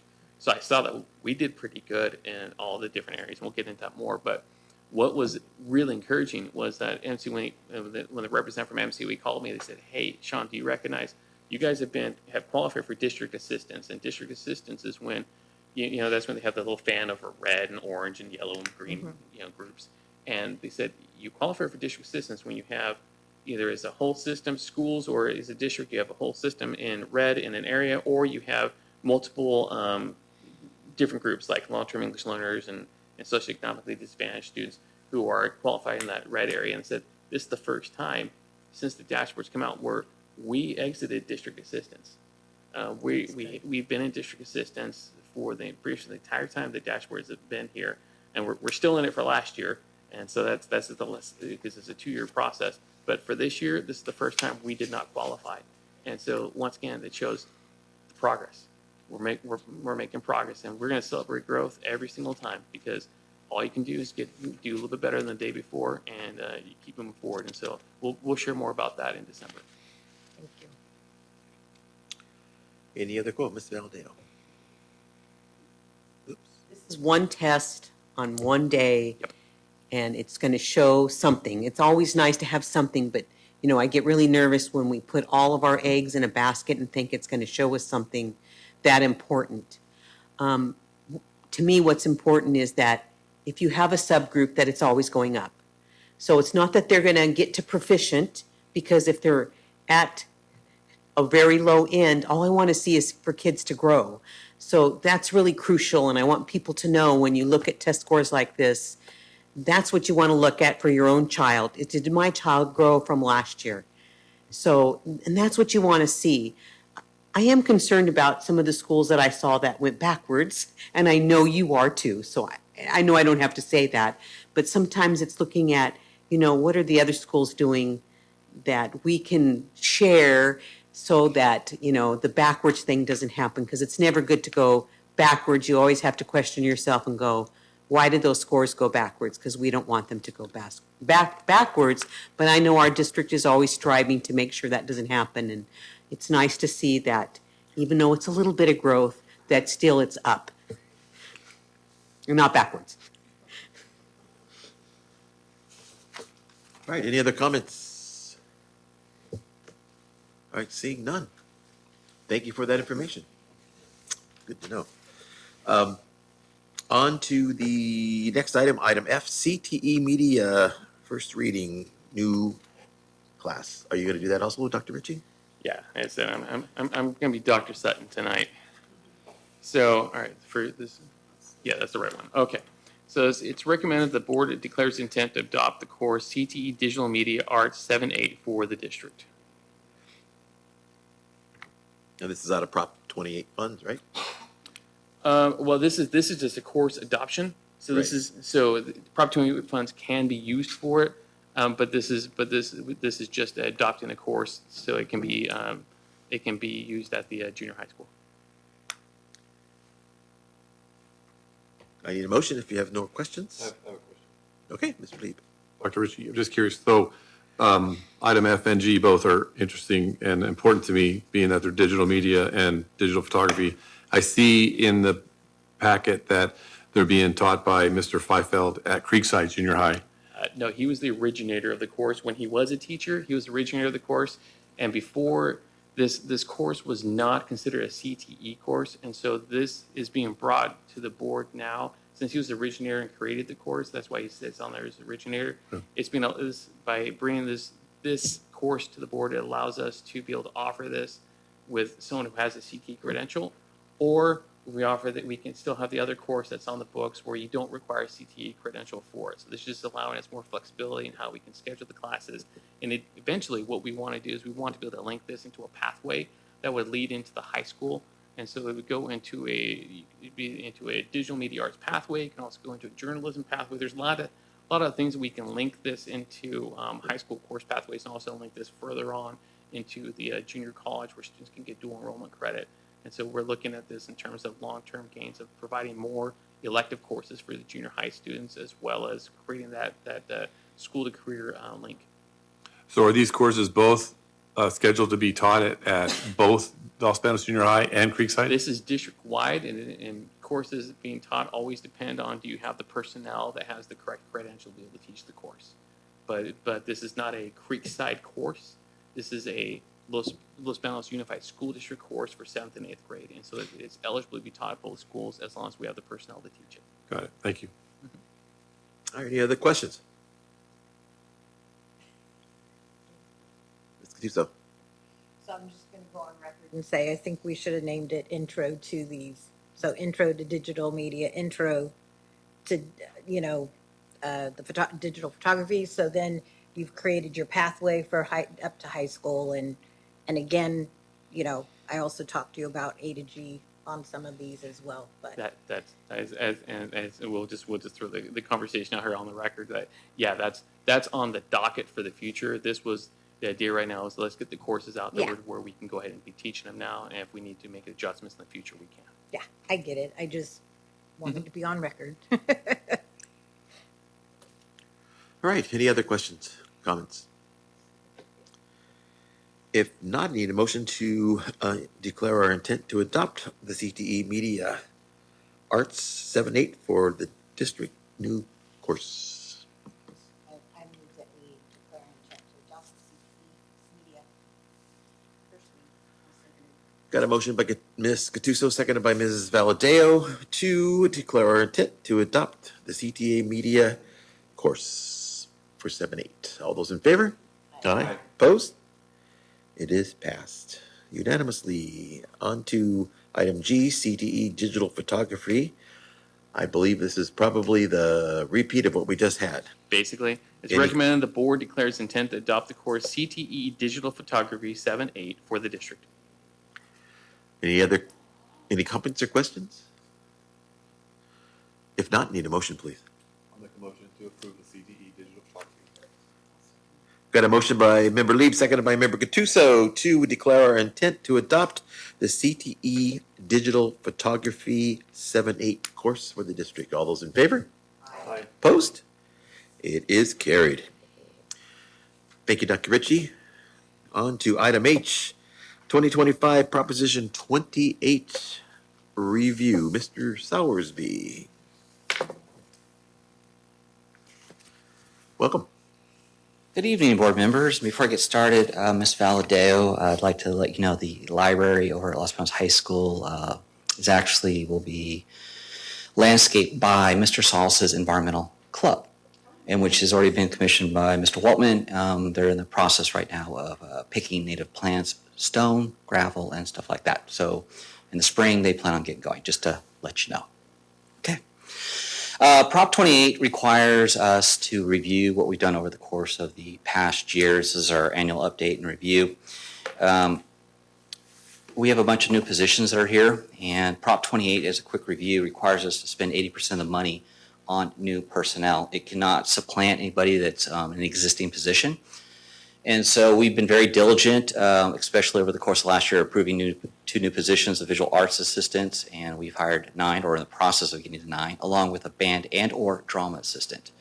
As you can see there, we have multiple positions at different sites. Some of them are already in place. I've had a chance to meet a few of these individuals. I can tell you that speaking with the teachers at least Los Banos Junior High School and Pacheco High School, that they're very excited with the people I have in there, and they've already noticed a difference in the classroom. Also, we're looking to expand the arts program at Los Banos Junior High School, and currently we're looking for a certificated art teacher in addition to the one they already have there, because they have space at that school. So we're excited that we'll be able to expand Los Banos Junior High School. Total new positions created to date, and you're going to see me again next year, probably a little bit earlier than November, but I will be updating this slide every year for you going forward. And to date, we have 9 visual art assistants, 4 band and or drama assistants, a certificated art teacher, 1 elementary band teacher, and 1 piano accompanist. And some of those, like I said, are unfilled, and we'll be looking to expand that list by next year. We have some ideas and plans. We'd like to put a few other certificated positions at different schools. Right now, we're looking at space and availability. So some of the things we did, as you remember the first year, was pretty much all about band. Band is still getting some things, but we really dove into the drama section of Prop 28. And this is Los Banos High School, their stage. They don't have something like Pacheco High School. This is a picture of it being completely repainted, brand new curtains and state-of-the-art lights. It's hard to believe that one of those little lights up there that does pretty much every color you can imagine is cheaper than one white light. So, you know, there was a little bit of cost savings in terms of replacing them with something more modern as opposed to replacing the old gel lenses where you have a white light and you got to change those little gels up on top. So that's been completely outfitted, and you can see the scrim curtains up there. This stage did not have any scrim curtains or side curtains, and the original curtains, if you remember, were actually kind of maroon, I guess. They were trying to match the school colors, but now they have a nice black curtain, and the apron out front is now black. Miss Brazil's school there, Los Banos Junior High School, was another school. They got brand new curtains. They also got lights up there on the top. We're almost to completion with those lights up there. We had a hiccup. The school being built a long time ago, we have dimmer switches, and so we had to bring an electrician in. But they have all new state-of-the-art lights, and we were told if we turn them on, we'd melt down the new lights because of dimmer switches. So the electrician has been out. We're just waiting on a few parts, but we are close to completion. We'll hope to have that hopefully within the next 4 to 6 months. Parts for drama and stage take a very long time, I found out. Getting parts take a very long time. They just don't have this down at your local store. So moving on to arts, specifically ceramics, I've been around all the schools, and we've been doing, looking at all the kilns. And we have a few things we need to update. So Pacheco High School kilns, while they're in good working order, the burners are in need of service. That was really their only need, and so that was good news. Los Banos High School, we have some issues there. Our kiln is no longer in compliance in code based on where it is, and a part of that is tied to Miss Monday's remodelization over there at Los Banos High School. We're working in conjunction as to where we're going to move it. You'll see a picture here shortly, but it is not DSA certified. We're hoping to get that done within the next 2 years. A lot depends on what they're going to allow us to do or not do. But we, at the moment, still have the kilns in there working, but they're very much dated. Creekside Junior High School, they have kilns over there. The problem was when they installed them, they set them right on the ground and didn't put the legs on them, so they're rusting out. The good news is I can tell you that we have shipment notification for Mr. Hartley's class, and all his supplies have all been ordered, and they're actually on the way to him right now, along with new kilns and legs. So we're very excited that he's going to have new kilns over there very, very soon. And our local electrician within our district, Mr. Cascio, will be helping with that. And Los Banos Junior High School, the kilns need to be replaced. That's in progress. We will have to identify a company to come in to help remove the old ones, as the kilns are bigger than the doorway. So we're thinking they built the school around the kilns when they put the school into place. So they're a little dated. So up on top, the upper left-hand corner, that is Creekside. As you can see, if they've actually been on legs, they're an outside covering. They probably would have survived, but through the years, the water, you can see that the water's right around them. So this is why we lost them. They should have lasted a lot longer. The bottom right-hand side there in the middle, those are Los Banos Junior High Schools. Like I said, I put a tape on them, and the door, it's not even close. So we're going to pay a company to come in and take those out and redo it. But it is in an indoor facility with a hood. Very nice location, just we need to update the equipment. This is Los Banos High School. The bottom picture shows you it's attached to the ag shop. And you can kind of see the kilns in there. There's some leftover pottery, which is kind of cool. But it is in desperate need of a lot of love and care in a new area. Like I said, Miss Monday and I will be working on this. We've been talking about this now for at least 8 months, I think. But we're coming up with a plan where we can do this. Everything to a completely new location, to a pad further out away from the building, a lot of different ideas. But this one here is very much dated. Future projects. Los Banos Junior High School Art Room. In this room, you can see that we have a hodgepodge of equipment, unlike its counterpart Creekside, which has modern wood tables for art and design. We have some tables in here along with student desks that are just set off to the side. We'll be looking to improve this room and get newer desks and chairs and stools too, so that way kids have the appropriate equipment to work on. The stuff on the right there, that is a pug mill, and if you're wondering what a pug mill is, well, kind of looks like a giant sausage machine, and pretty much what it is, except it puts out clay. and the kids leave a lot of clay out. It goes dry. They put it in this machine. I don't know how it works, but it looks like hamburger when it comes out, but it rejuvenates the clay, so we don't have to spend money, because when the clay dries out, they end up throwing it away. So this machine is essential. It is very much also dated. We'll be looking to replace that as well. And Creekside's pug machine should have been shipped yesterday. So we're looking at a pug machine for all 4 schools. They just take time. Each school has their own preferences on what they want. The high schools, of course, are looking at equipment a little bit larger, a little more robust, where the junior high schools are more kind of a entry level, as it was mentioned before, intro. And basically, do you have any questions? Questions? Ms. Cattuso? So I'm glad you put that picture up there, because I'm curious when the junior high at Los Banos will be marching and the marching band again. Okay. We had some personnel leave us very, very late in the year, and so it caused a shift. And so with Mr. Rodney moving to Pacheco High School and the departure of Ms. Giesecke, we did not have a teacher for Los Banos Junior High School. And so working with Dr. Calzadis and that, we found somebody that could fill the position. And it really was just to get somebody to fill a position, because we had 62 or 65 students who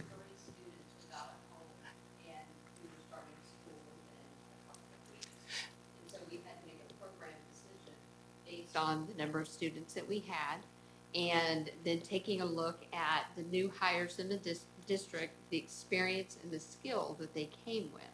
And so that's why some changes had to be made, was because priority was 63 kids home in band. So they didn't have marching this year, but I will say I was very pleasantly surprised when they showed up at the Veterans Day Parade. And I know that they reached out. On a trolley. Well, yes, and they reached out. The VFW commander reached out to them and said, "Oh, you're coming." And so he actually found them a trolley and put all of them on a trolley. And so they were there. I was very pleasantly surprised to see that. Our hope is, though, by next school year, that they'll be out there marching back in their full dress uniforms again. And to my knowledge, my understanding is they're looking at marching in the May Day Parade. Because I'm concerned, because you have students that are dedicated to band, and now they're going to miss 2 years of marching. You know, a lot of them went to band camp this last summer to learn to march. Now they're going to be 2 years out when they hit high school. So I'm hoping, you know, if it's a 7th grader, 2 years out, sorry. So I'm hoping that it's in place by next year. That is our hope too. I can just say, like Dr. Kelsey has mentioned, at this year, it was just a matter of finding a teacher. I understand that. I understand it. But our plan is to have them marching again by next year. Okay, thank you. Well, I will, just as an aside here, when I retired in 2014, we hired a person, and then when he found out he had to do marching, they turned down the job at the last minute. And then they found a person to do it, but that was under condition there'll be no marching. So 2014 to 2015, they did not have any marching at Los Banos Junior High School, because the teacher said, "No, I'll teach music, but I'm not teaching marching." So it's happened before, and we hated to see it happen, because when I left, there was 107 kids in the program. And after that year, it had gone down by a significant amount. So, Well, we hate to see it happen again, because our numbers are up. Right. You know, post-COVID, we know what that did to our programs. And so we have built those programs back up. Yep. There is a plan in place for next year. This is not ideal for anyone. But again, we had 63 kids without a home. And so you have to make some decisions. And unfortunately, that was one of the decisions that just had to be made. And we're still actively looking for music teachers. So if you know any. Well, we are actually tracking some alumni of our schools from this district. Unfortunately, they're like 2 years out, but I know they want to come back home. But in the meantime, we have a greater need here, and so we're we're looking. It's just a matter word of mouth. Some of them have been word of mouth and how we have found our band directors. So if you know somebody, you got a tip, let me know. Let Dr. Calcidius know. Yeah, we're looking. Thank you. Mr. Lee? Different question, and I apologize if you've explained this, but I don't remember. So Prop 28, is it one-time funding, or is this ongoing funding for a number of years? This is ongoing funding. We voted on it as a state of California, and it's continuous money as long as until the public decides that we don't want it anymore. You'd have to vote to have it go away. Or So it's not going away unless the public votes to take it away. That's correct. Good. Right. I just want to make sure we hire these assistants, which I met one at the Empty Bowls, very nice young lady. I don't want to have to, tell her that her job is no longer funded. So good. And that was one of the reasons when we brought those job descriptions to you. They're specific to Prop 28. So if for some reason something happens within the state of California when funding becomes tight again, these positions are protected by Prop 28, Right. and they're a little specialized to the arts program. Right. Great. Thank you. And what's nice about Prop 28 money, it's not coming out of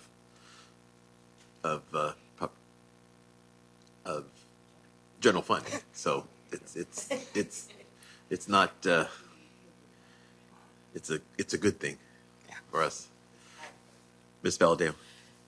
I've seen some marvelous music programs in the elementary school, and I know that we probably don't have the space, and I know we don't have qualified teachers yet. Those are the two things but I'm hoping that one of these days that every elementary school have that music teacher in their classroom, at their school, to be able to rotate kids and have these marvelous programs that I see in other districts. Our hope is to expand out to 3 elementary band teachers in time. We're looking for. Not band. Oh, I'm sorry. Orchestra, right? Music? No. No, music in the classroom. Just music in general. And General most of these music. music teachers will do rhythms, they teach them music. Oh, I and see what they- you're saying. I'm talking for kids who are not ready for band, little kids. I'm talking, It's called I've- general music teachers. right? They're Is that general, what- they're general because music teachers, which they can teach. The things they young do with kids. those kids are just amazing. Thank I'd you. like to see that because I know that secondary needs them, but elementary, it starts there. And once they are musically inclined, they'll go up and. And we did offer our current music teachers the band position. I called them myself and asked them if they would be willing to take the marching position at junior high, and they really wanted to build the programs they were at. So they're dedicated to those programs, and I can't fault them for that. But believe me, we tried every possible avenue. And clarification, I stumbled on my words. Prop 28 money does not come out of Prop 98 money. That's what I wanted to say, and it didn't come out right. But, so it's nice to have it above and beyond what we're already getting, so. Any other comments or questions? Good information, thank you. Thank you so much. All right, on to item I, bid for the RME restroom project. Welcome back. Good evening again. It is recommended that the board award the bid to TBS Contractors Incorporated for the new restroom building site work at RM Miano Elementary School and authorize the superintendent or superintendent's designee to sign contract documents and a notice to proceed. It's just scary to know that restrooms cost $300,000. That is just the site work. That's not even the building. I know. So It's we amazing. paid for the building separately. Yeah. And then we did add so the bid came in at $314,726.50. And we added a 10% contingency for unforeseens. Mm-hmm. So a total of $346,199.50. That's scary. And then like another, I could get you the number for the whole project next time, so I'll let you know. But it's about $700,000 for a restroom. For a bathroom. Fancy. Because every time we put in a parking lot, it's $1 million. That's So, I mean, right. everything's crazy. 1.2. All right, questions, comments? Motion? Make a motion to approve the bid award for RME restroom project. We've got a motion by member Lieb, seconded by member Valadeo to accept the bid for the RME restroom project from TBS Contractors. All those in favor? Aye. Opposed? It is carried. All right, unanimously. On to item J, shade structures, Los Banos High School modernization. It is recommended that the board approve the proposal submitted by Park Planet for shade structures for the Los Banos High School modernization project.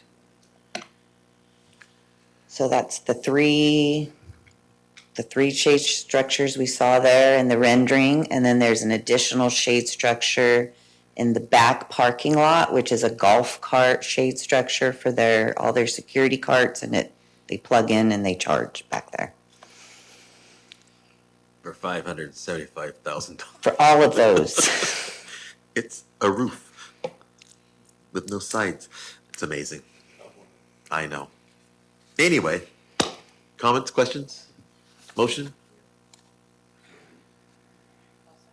Got a motion by Member Castro, second by Member Gattuso to approve the shade structure purchase for Los Banos High School modernization submitted by Park Planet. All those in favor? Aye. Opposed?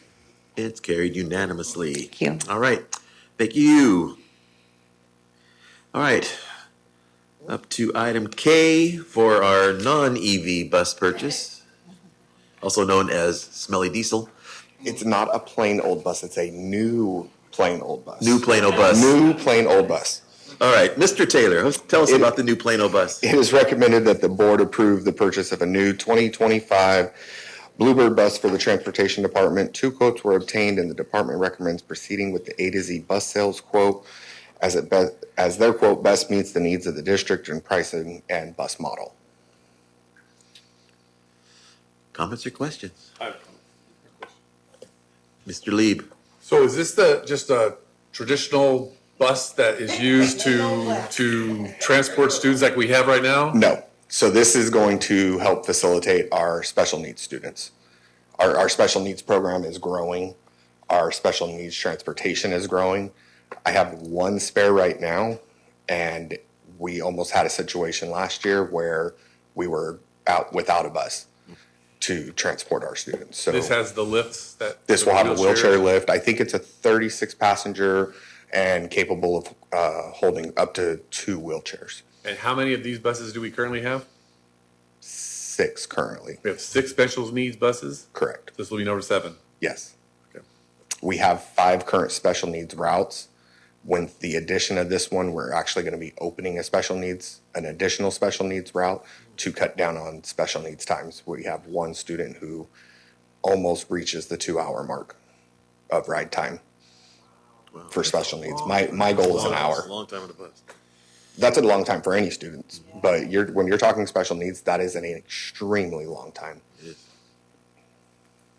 Right. Okay. Any other comments or questions? I need a motion, please.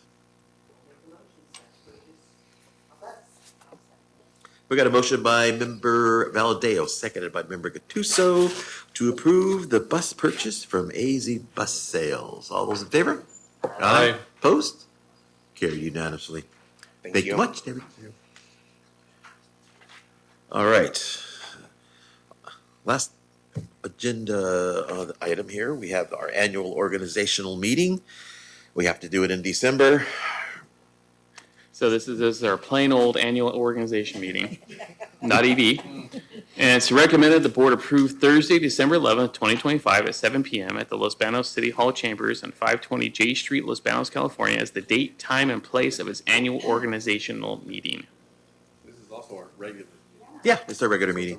Yeah, it's a regular school board meeting. Yeah, we just have to formally announce and yeah. set it up that this is what we're doing. Okay. Other comments or questions? Motion? So moved.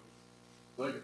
Got a motion by Member Lieb, seconded by Member Castro to approve Thursday, December 11th, 2025 as our organizational meeting. All those in favor? Aye. Opposed? It's carried. All right, on to item X, the consent calendar. Are there any pulls from the consent calendars tonight? Yeah, there's one.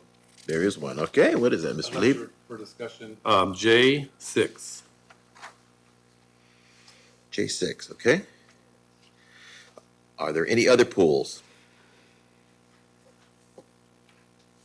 All right, so I would like a motion to approve the consent calendar as listed with the exception of item J6. We got a motion by member Gattuso, seconded by member Valadeo to approve the consent calendar as listed with the exception of item J6. It is a roll call. Nanette, please. Mr. Castro? Yes. Mrs. Gattuso? Mr. Lieb? Yes. Dr. Moran? Ms. Smith? Ms. Valadeo? Mr. Pereira? Yes. Thank you, Nanette. Mr. Lee, would you like to address your poll? Yes. So, Dr. Ritchie, given the fact that we have 2 high schools in our district that are vastly different in layout and how they're laid out, and security on both of those campuses is handled differently, it would seem to me, if I'm missing something here, that we should be sending someone from each high school to a conference that is going to be addressing issues of security, because they're different campuses and questions may come up at this conference based on the layout of the campus. And if we don't have someone from both campuses there, they may not be able to answer the questions. I see your concern. I just highlight the fact that this was brought by the school. This was not a district thing where we grabbed a group and said we're sending. Because if it was something that was organized at the district office level, we'd be sending from all the from all 4 secondary campuses, actually 5 from San Luis as well. This was something that Pacheco High School that they found and they decided they wanted to attend, and so they're using Title I funds associated with Pacheco High School to send their team to this. And this system will follow up honestly. Is this something that, when they come back, they'll do a debrief with the other school sites, and we'll also see that is this something where they think it's a worthwhile endeavor to send teams from elsewhere, from the other school sites to this as well. So that's fine. I understand your explanation, but I still think that Title I funding or whatever, I still think that if we're gonna do it, if we're gonna send someone there from Pacheco High, they could collaborate with each other, and we should have someone from Los Banos High there as well, or maybe even San Luis even. So I understand what you're saying about Title I and being brought to us just from Pacheco High, but I still would like to see someone from Los Banos there as well, so. Duly noted. But, Gene, this does happen every month. We'll, go up a couple items. Item 4, Pacheco High School Council for Exceptional Children Conference. Right. Why is only Pacheco? I mean, Pacheco chose to send their staff there or whoever they're sending. Right.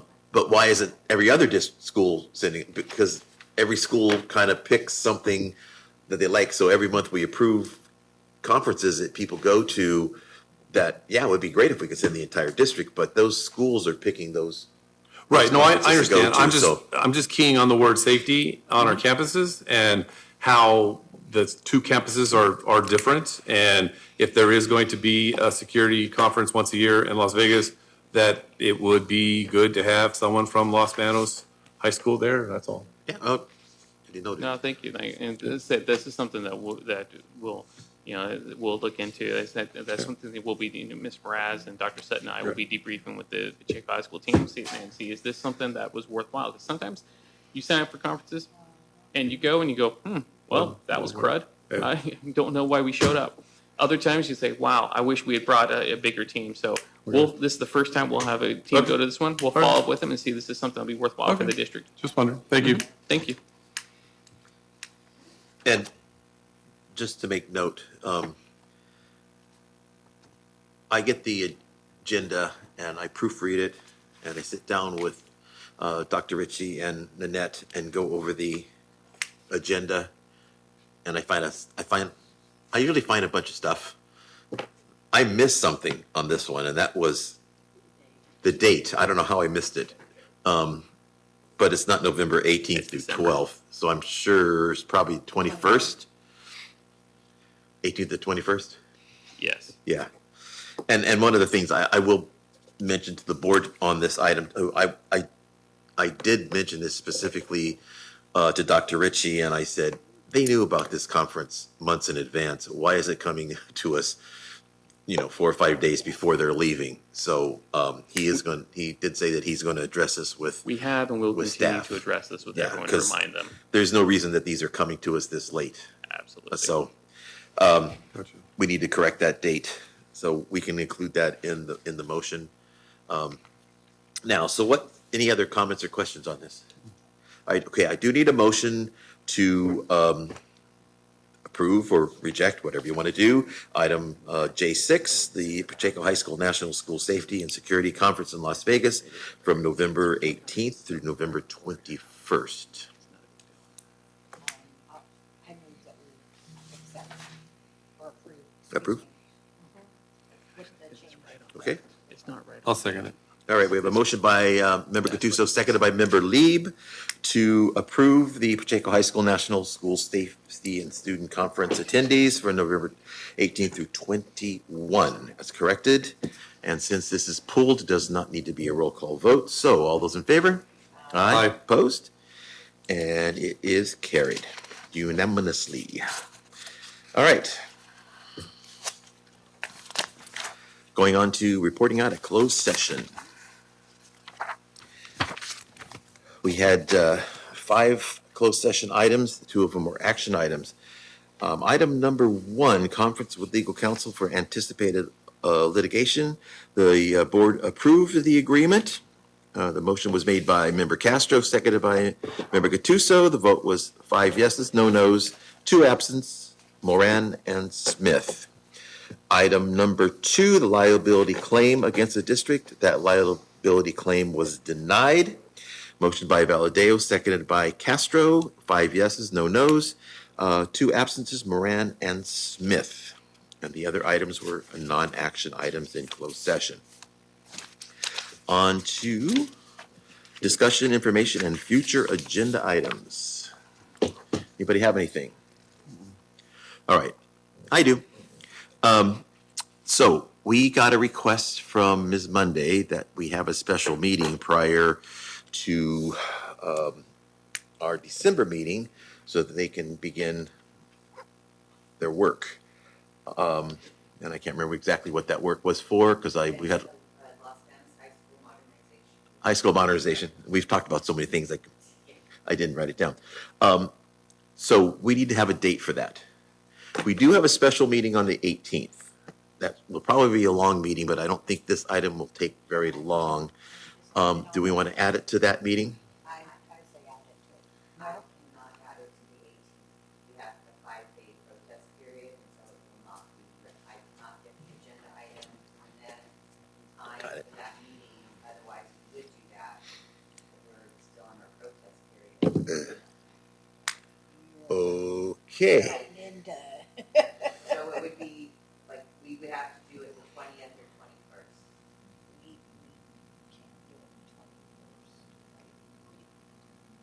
21st. We can't do the 20th. 21st is a Friday. I know, but I thought we're not doing that. We have a conflict on the 21st too. The board does. So it'd have to be following week. Well, on Thanksgiving, there's no school. But that doesn't mean we can't meet.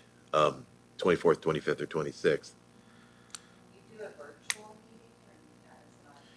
The process for doing a virtual meeting now that we're out of COVID has a lot of bumps in it. It's not easy to do. Besides, whether we do a virtual meeting or in person, it doesn't matter. We got to find a date that we can do it. I can do the 24th or 25th. We don't need that. I can do the 24th or 25th. I can do either day in the afternoon, sure. 24th, 25th? Yep. Louis? Yes, sir. 24th, 25th work? 24th, 25th work. Jessica is on vacation, so hopefully Marlene can do it. Right, but so What time? 24th, 5:30, 5 o'clock, 4 o'clock. What time you make it? What time you make it? I'm open. Yeah. I mean, we got to start having meetings earlier than 5:30, but, all right, 5:30 on the 24th. 24th at 5:30? Yeah, then Nanette? Okay.